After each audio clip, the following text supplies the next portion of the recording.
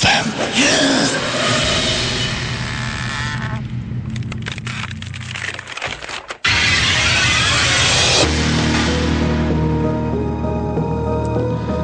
শুনছেন সবসময় রেডিও ফুটের সাথে আছে রাসেল এবং চলছে ভূত এফএম এবং ভূত এফএম আপনাদের সবাইকে আবার থেকেই শুনেছি এই গল্পটা।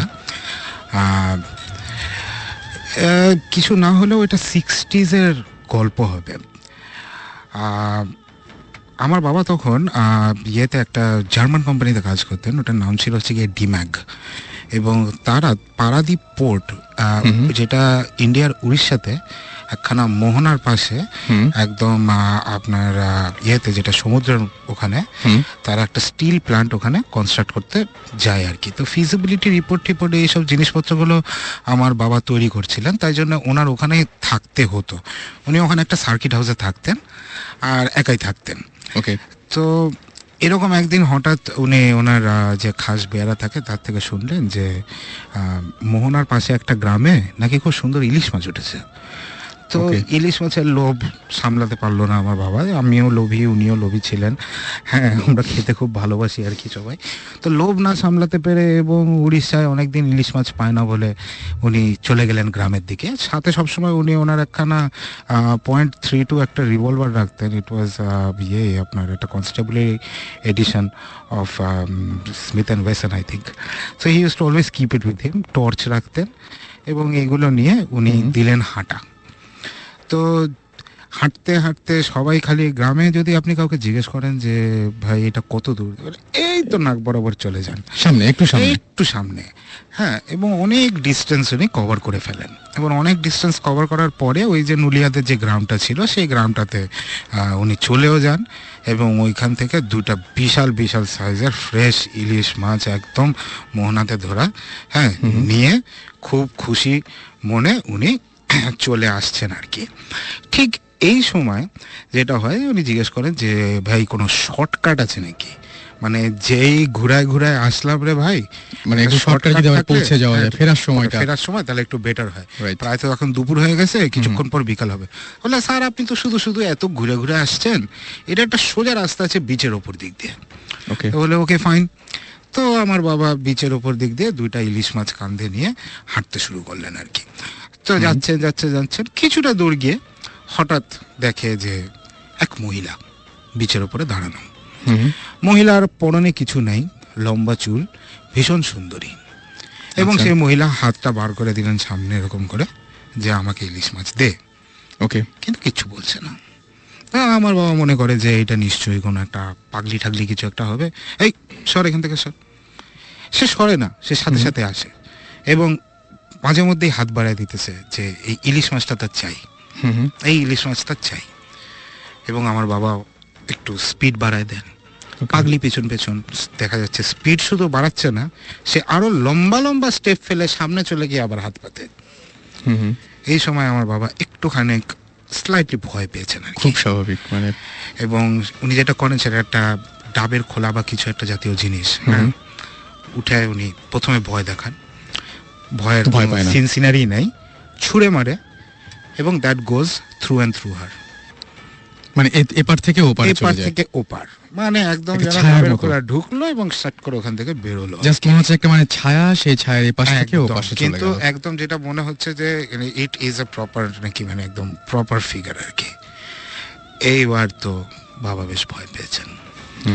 উনি স্পিড শুধু বাড়াননি, এবার উনি দৌড়াচ্ছেন। এই যে প্রেতনি, সেও দৌড়াতে দৌড়াতে সামনে চলে এসে বারবার হাত পাতে, ইলিশ মাছ তার চাই। আমার বাবা এবার একটুখানি নাচ্ছর বান্ধা হয়েছে, ইলিশ মাছ আমি দিব না। সে একবার ফায়ারও করেছে, কিচ্ছু হয়নি তাতে। সে দৌড়াচ্ছে ইলিশ মাছ নিয়ে এবং দৌড়াতে দৌড়াতে সার্কিট হাউসের পাশে একটা বন বিবির মন্দির ছিল। বন বিবি হচ্ছে গিয়ে একটা ভিলেজ ডেটি, স্পেশালি এটা সুন্দরবনের দিকে এবং আরও যেখানে বন আছে, ইউজুয়ালি ফরেস্ট আছে, সেখানে সবাই বন বিবিকে প্রে করে আর কি। তো বন বিবির একটা মন্দির ছিল এবং ওখানে যে প্রিস্ট ছিল, সে প্রিস্টের সাথে আমার বাবার একটুখানি চেনা জানা হয়ে গেছিল আর কি। তো সে সার্কিট হাউসের দিকে না দৌড়ে সে মন্দিরের দিকে দৌড়ানো শুরু করে, বন বিবির মন্দিরের দিকে। এবং দৌড়াতে দৌড়াতে সে চিৎকার করতে শুরু করে, প্রিস্টকে ডাকে যে এই আমার পিছনে কিছু একটা পড়েছে, হ্যাঁ আসেন আমার পিছনে কিছু একটা পড়েছেন, বাঁচান। প্রিস্ট এবার ওখান থেকে ইনস্ট্রাকশন দেয় যে দেখেন সামনে একখানা বড় একটা গাড্ডা আছে, গাড্ডার উপর দিক দিয়ে লাফ দেবেন, আপনার কাছে কিছু কয়েন থাকলে ওটার মধ্যে ফালা দিবেন, হ্যাঁ দিয়ে আর তাকাবেন না ওইদিকে, হ্যাঁ আপনি হাঁটা দিবেন, আমি আসতেছি। তো আমার বাবা লাফ দেয় গাড্ডার উপরে, কয়েনও ফেলে, ইলিশ মাছ ফেলে না এখনো পর্যন্ত, ইলিশ মাছ ছাড়েনি। হ্যাঁ একেই বলে হচ্ছে গিয়ে মাছে ভাতে ভাঙালি, আমি ইলিশ মাছ ছাড়বো না আমার। এবং সে লাফ দিয়ে ওখানে ঘুরে যায়। তারপরে সে টার্ন করে দেখে যে প্রিস্টটা খুব উঁচু স্বরে হ্যাঁ মহিলাকে বলছে, মানে উড়িয়া ভাষা ইনফ্যাক্ট, যে তুমি যাও এখান থেকে, কেন এখানে পেছনে পড়েছো, যাও চলে যাও এখান থেকে, দিয়ে দিয়েছে তো যাও। তারপরে দেখা যায় যে মহিলা চলে যায়। আচ্ছা তারপরে প্রিস্ট বলে যে দেখুন এটা খুব একটা প্যাথেটিক স্টোরি, 100 বছর আগেকার ঘটনা, যখন নীল চাষ হতো এই এলাকাতে, এক নীল সাহেব বেসিক্যালি এই জমিদারের মেয়ে তাকে উঠিয়ে নিয়ে গেছিল। অবভিয়াসলি সব জিনিসের পরে তাকে ফেলেও দেওয়া হয় আর কি, অ্যান্ড মার্ডার্ড। তারপরে থেকে এই মেয়েটির স্পিরিটটা এখানে ঘুরে বেড়ায়, এবং সে আগেও যেটা করেছে is she preys on people, men, এবং তাদের সাথে নাকি সবসময় থাকে, ইনভিজিবল টু এভরিওয়ান, সবার কাছে একদম ইনভিজিবল, খালি যাকে হন্ট করছে তার কাছে ভিজিবল, এবং আস্তে আস্তে করে নাকি তার সব এনার্জিগুলোকে সব সাক আউট করে নেয়। আচ্ছা আস্তে আস্তে করে করে, এবং মানুষ মনে করে যে লোকটার মাথা খারাপ হয়ে গেছে, পাগল, হ্যাঁ সবাই তাকে পাগল খানার মধ্যে ফেলে দেয়। আলটিমেটলি একদিন এই মানুষটা মারা যায়, and she moves on to another host, একটু প্যারাসাইটিক টাইপ অফ, বুঝতে পারছি, গোস্ট আর কি। এবং সাধারণত মনে হয় তারাই ফিরে আসে বারবার, যারা একটু অতৃপ্ত হয়ে পৃথিবী থেকে যায়, এদেরকে বলে একটা ফেরতনি। আচ্ছা, এবং আরেকটা জিনিস আমি এখানে শুনেছিলাম, একটা নতুন টার্ম ফেরতনি, এবং আমি যারা ফিরে আসে। আচ্ছা এদেরকে বলে ফেরতনি। হ্যাঁ ফেরতনি, আসলে বেসিক্যালি এটা হচ্ছে গিয়ে যে পেতনি বা প্রেতনি, ওইটারই একটুখানি কি বলবো আর কি, আঞ্চলিক করা আর কি, ফেরতনি যারা ফিরে আসে। এবং আমি শুনেছি যে অবস্থায়, মানে অনেকের আছে এরকম যে অবস্থায় মারা যায় সেই পোশাকে সেইভাবে, হয় দেখা গেল যে কাউকে হত্যা করা হয়েছিল এরকম একটা অবস্থায়, যে জায়গাটায় শরীরে কাটা সেই অবস্থায় ফিরে আসে। অনেকে আবার নাকি এরকম শুনেছি যে দেখা যায় যে অন্য কোনো ভাবে আসে, বা যার যেটা অভাব ছিল বা অতৃপ্ত ছিল, দেখা গেল যে কেউ ইলিশ মাছ না খেতে পেয়ে মারা গেছে, হাতে একটা ইলিশ নিয়ে ঘুরে বেড়াচ্ছে, এরকম হয় আমি শুনেছি যে এই ব্যাপারগুলো। এবং সুমন ভাই কি বলেন এটার ব্যাপারে? আজকে তো আর বেশি টাইম নাই সুমন ভাই, সেহরির টাইম তো হয়ে যাচ্ছে প্রায়। জাস্ট একটা কথা বলে নিই, তারপরে নেক্সট এপিসোডে তো সুমন ভাই থাকছেন না। সো সুমন ভাই কেন থাকছেন না, এটা একটু যদি সবার সাথে বলে যান, যাতে আমরা কোনো বাজিক সিচুয়েশন না ফেস করি, যে সুমন ভাই কই, what happened to him, and then একটু বলেন। ওকে, হ্যাঁ, নেক্সট এপিসোডে সাকিব যেটা বললো, থাকবো না। সো কৌশিকদা আপনি ফ্রি থাকলে ডেফিনেটলি নিশ্চয়ই আছি এখানে। সো আমি অ্যাকচুয়ালি থাকছি না, বিকজ আমার একটু দেশের বাইরে যেতে হচ্ছে। এটার সাথেও একটা ভূতের একটা সম্পর্ক আছে। ওয়েল, দ্য থিং ইজ, আমাদের গত এপিসোডে বলেছিলাম যে আমাদের ভৌতিস্ট টিমের সাথে একটা কানেকশন হয়ে গেছে, আমাদের বাইরের যে ঘোস্ট হান্টার্স যে টিমটা টিভিতে এক্সএনে দেখায়, ইনফ্যাক্ট ঘোস্ট হান্টার্স, তো ওদের সাথে আমাদের বেশ কয়েকদিন ধরেই যোগাযোগ চলছে অনেক ব্যাপারে। সো ওদের আমরা কিছু কেস ফাইল ওদের সাথে আমরা শেয়ার করেছি। সো ওরা বেশ ইন্টারেস্টেড এগুলো শুনে, যে বাংলাদেশ থেকে এরকম আমরা একটা জিনিস করছি। সো যেটা হয়েছে, তারা ওয়েস্ট ভার্জিনিয়াতে একটা এই মাসের 28 তারিখ তারা একটা ইনভেস্টিগেশনে যাচ্ছে। ওখানে একটা প্রায় 150 বছরের পুরনো একটা পাগলা গারদ, একটা মেন্টাল ইনস্টিটিউশন, সাম লুনাটিক অ্যাসাইলাম। সো ওখানে ইন্টারেস্টিং হবে। হ্যাঁ, এবং ওখানে নাকি মানে শয়ে মানুষ মারা গেছে, মানে যারা পেশেন্ট ছিল 100-র উপরে মানুষ মারা গেছে, এবং তারপরে এত বেশি ডেথ রেট এত হাই হয়ে গেছিল যে ওটা বন্ধ করে দেওয়া হয়। এখন ওখানে অনেকেই যায়, সবাই বলে যে এটা জায়গাটা খুব হন্টেড, অনেকেই এটা দেখতে যায়। সো এইটা ইনভেস্টিগেট করতে ঘোস্ট হান্টার্স নেক্সট 28-তে, এই মাসের 28-তে তারা যাচ্ছে এটা ইনভেস্টিগেট করতে। এবং আমরা ভৌতিস টিম বেশ লাকি যে আমরা একটা ইনভিটেশন পেয়েছি। সো অন বিহাফ অফ ভৌতিস টিম আমি যাচ্ছি এবং ওদের সাথে ওই ইনভেস্টিগেশনে যাব। সো আই হোপ একটা মজার কোন একটা এক্সপিরিয়েন্স হবে। হ্যাঁ, যে এক্সপিরিয়েন্সই হোক, ডেফিনেটলি আমি যখন ওখান থেকে ব্যাক করবো, আমরা সেটা তারপরে ডেফিনেটলি আমরা ওটা শেয়ার করবো, এবং কি হলো না হলো ওটা নিয়ে আমরা আলাপ করবো। সো এই কারণে আমরা নেক্সট 2 এপিসোডে আমি থাকছি না। সাকিব কিছু বলো।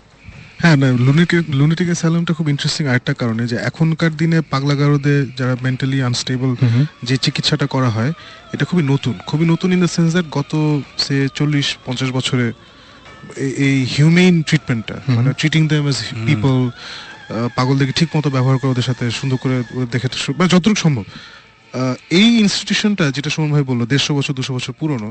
সো আগে কিন্তু যারা পাগল হয়ে যেত তাদেরকে অমানসিক সব ট্রিটমেন্ট দেওয়া হতো, মানে literally electric shock therapy, brain কেটে মাথা কেটে ব্রেন খুলে খুলে দেখা হতো ওদের ফাংশনস কি হচ্ছে, বিকজ কেউ জানতো না তো একটা লোক পাগল হয়ে গেছে যে, সো কি করলেও ঠিক হবে কেউ জানতো না। সো ওই জানার জন্যই হোক বা যে কারণে হোক, মানে অমানসিক সব টর্চার করা হতো এদের উপরে।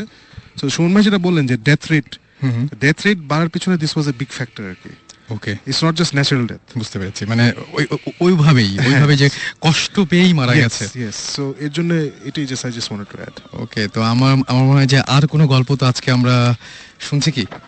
না, আজকে আর কোনো গল্প নাই, ওকে, আমাদের টাইমও প্রায় শেষ হওয়ার আগে আমি জাস্ট ছোট্ট একটা ঘটনা বলি। শিওর। সেটা হচ্ছে ধানমন্ডি 27 নম্বরে একটা বাসা আছে, একটা অ্যাপার্টমেন্ট কমপ্লেক্স আছে, নাম্বার আমি বলতে পারছি না স্বাভাবিকভাবেই, বাট আপনারা যদি কখনো ধানমন্ডি 27 নম্বর রোড দিয়ে যান রাত্রেবেলা, দুই পাশের বাসাগুলো অ্যাপার্টমেন্ট বিল্ডিং গুলো একটু খেয়াল করবেন।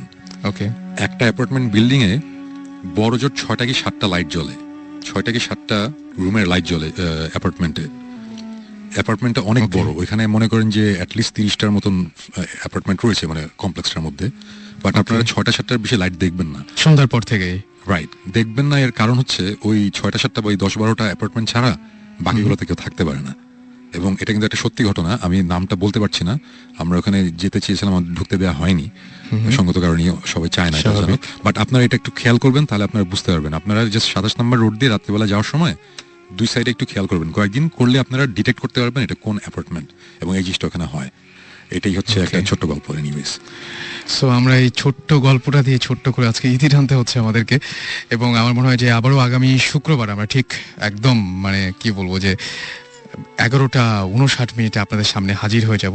থ্যাংক ইউ কৌশিক দা আমাদেরকে চমৎকার কিছু গল্প বলার জন্য, এবং ভৌতিস টিমকে তো থ্যাংক ইউ জানাচ্ছি। আর সেই সাথে শেষ করছি, এবং শেষ করার আগে আমরা যে গানটা শুনতে চাই সেটি হচ্ছে rainbow in the dark by Dio. And আমার মনে হয় যে আজকে রাত্রেবেলা কেউ প্লিজ ভয় পেন না, আমাদের যা শুনলেন এখন একটু চেষ্টা করুন ঘুমাতে যাবার, এবং যে কোনো ধরনের যদি ঘুমাতে গিয়েও কোনো